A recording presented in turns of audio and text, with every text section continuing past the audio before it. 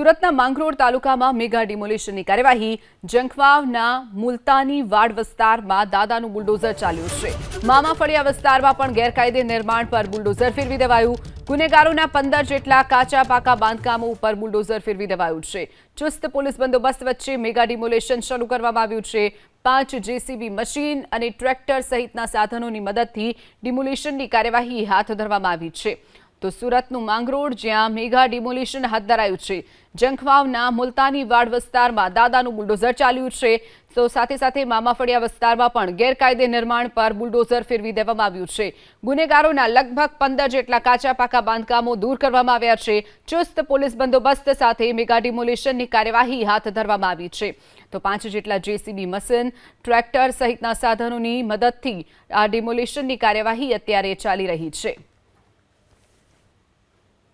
સુરત ગ્રામ્ય પ્રશાસન અને પોલીસ દ્વારા આજરોજ ડિમોલિશન હાથ ધરવામાં આવ્યું છે। ખાસ કરીને માંગરોળ તાલુકાનું જંખવાવ જે ગામ છે ત્યાં છે તે ડિમોલિશન ચાલી રહ્યું છે। ખાસ કરીને છેલ્લા કેટલા સમયથી છે તે આ સરકારી જગ્યાની અંદર આ ગેરકાયદેસર બાંધકામો ઊભા કરવામાં આવ્યા હતા અને તેનું છે તે હાલ ડિમોલિશન હાથ ધરાયું છે। કુલ 11 જેટલી જે મિલકતો છે જેની અંદર 8 જે લોકો છે તે ગુનેગારો છે અને અલગ અલગ ગુનાની અંદર સંડોવાઈ ચૂક્યા છે।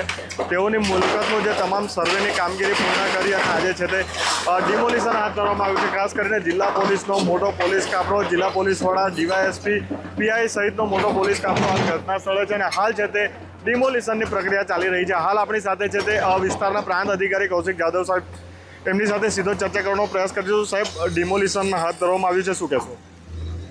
જંખવાવ ખાતે કુલ 12 ઈસમો, 11 મિલકતો અને એમાંથી જે 8 ખરા એ રીડા ગુનેગારો છે એની મિલકતો આ સરકારી જમીનમાં આવેલી છે અને એમની સામે અમે આજે કાર્યવાહી કરી રહ્યા છીએ। સાહેબ, કેટલો પોલીસ કાફલો છે અને કયા કયા અધિકારીઓ?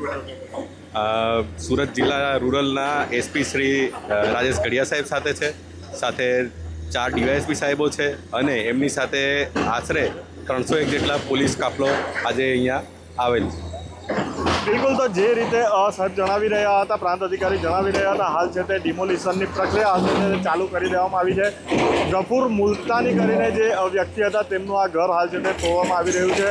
અલગ અલગ ગુનાઓની અંદર તેમની સંડોવણી પણ બહાર આવી હતી અને હાલ છે તે જે વહીવટીતંત્ર છે તેમના દ્વારા હાલ છે તે ડિમોલિશનની પ્રક્રિયા હાલ ધરી દેવામાં આવી છે। કુલ 11 જેટલી મિલકતો છે તે કહી શકાય કે નક્કી કરવામાં આવી છે ડિમોલિશન માટેના। આ જે વિસ્તાર દેખાય છે તે આખી સરકારી જગ્યા છે અને તમામ જે લોકો છે જેમની મિલકત ડિમોલિશન કરવામાં આવી છે તે પૈકીના છે તે 11 લોકો જે છે તે ક્રિમિનલ હોવાનું હાલ પણ સામે આવ્યું છે।